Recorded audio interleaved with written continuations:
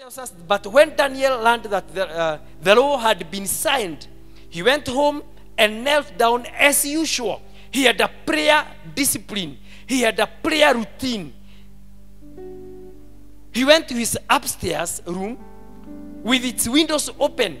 Actually, even knowing that people would be watching him, he did not close the windows and the curtains not to be seen. He maintained the discipline. He maintained the discipline. And this is what is lacking even during this time. I want to tell you, there were people who used to pray, but they are not praying anymore.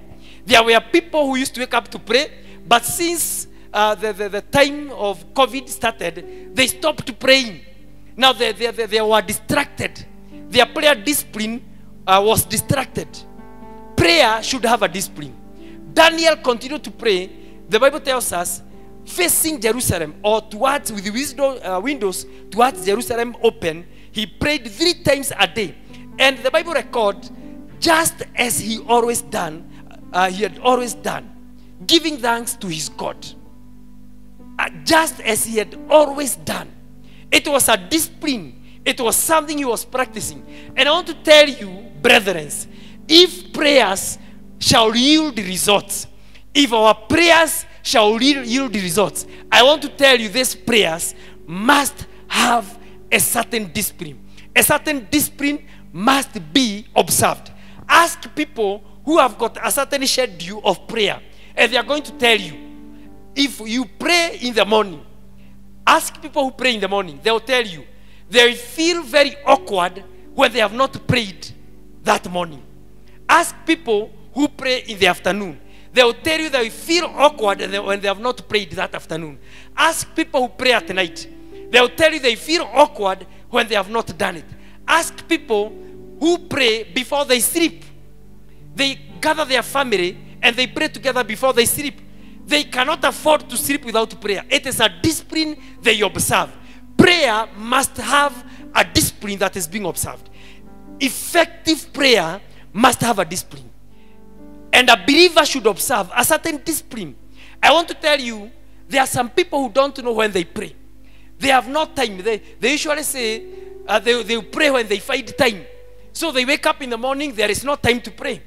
And those people who wake up to pray in the morning, they are going to tell you, they don't rise up because they had finished to sleep. It is a discipline I must observe. Whether I sleep at 2, whether I sleep at 9, whether I sleep at 7 p.m., I must keep this discipline. It is something that I observe. And I want to tell you, a discipline for effectiveness in prayer must be observed. Observe a discipline if you want effective prayer. It is not because you are worshiping that discipline, but because you want to have a follow-up on what you are doing. You want to become a responsible, prayerful believer. This is a discipline that our master observed. Now, what is your discipline in prayer? Brother, if you are expecting some changes because you are a prayerful person, if you are expecting your prayers to become effective, what is the discipline of your prayer? Do you have a time when you pray? Or do you pray whenever you say, I'll look for time to pray? I'll check when it is favorable for me to pray. Let me tell you, there is no time you get a favorable time to pray. You'll find yourself 24 hours busy. When you think now you are free to pray, you start dozing. You start getting sleepy. When you feel that now you are free to pray, your phone will call. When you think that now you are free, you can pray, you realize that you have not visited your Facebook page. And you open and you realize, kumbe huyu alikuwa ananitafuta hapa. And you start checking on some people there. And then you are distracted because there is no discipline in prayer. Let me tell you, set time. Now know what you do. Have time, have specific routine. Know what you usually do.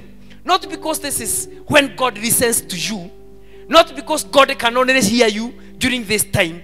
But because you want to observe a certain routine, a certain discipline. Jesus had one.